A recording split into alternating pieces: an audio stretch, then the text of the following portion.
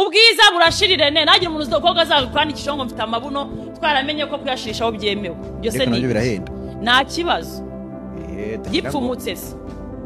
cyabari cyamake reka nkubaze ikibazo kuri umukobwa ajya kwibagisha bakamutera ibingi akora bari gukuramo rya inyama zo mu nda bazishyira mu mabuno bahise bamukuramo nk'urukiko bakajya kurugurisha yabimenye oya ni urugero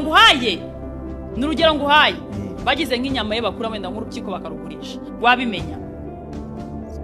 ari mu kinyasi ntabyo wamenya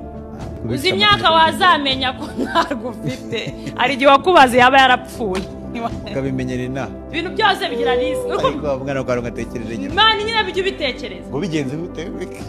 baguteye ikinya bari kukubaga mu nda bashyira mu mabuno yego bagukuyemo urukiko umusaza ararutsimbye arugurishije yego wabimenya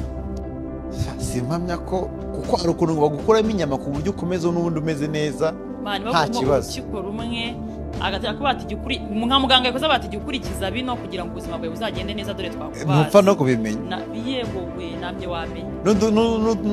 n'utubazo wagira wavuga ati nuko wenda bambaze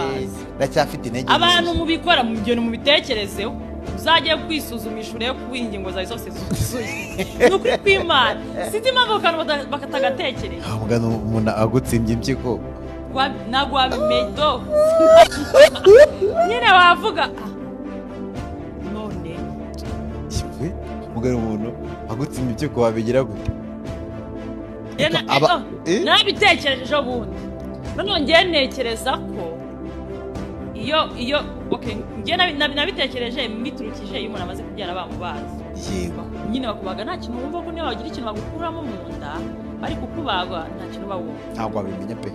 ntekereza nk'umuntu bakuramo mu nyama mu nda bashyira mu mabuno baba bamuteye ikinyanwa bagiye akanyama bakataho ntabyo wamenya bakuriye boro yawe ntabyo wamenya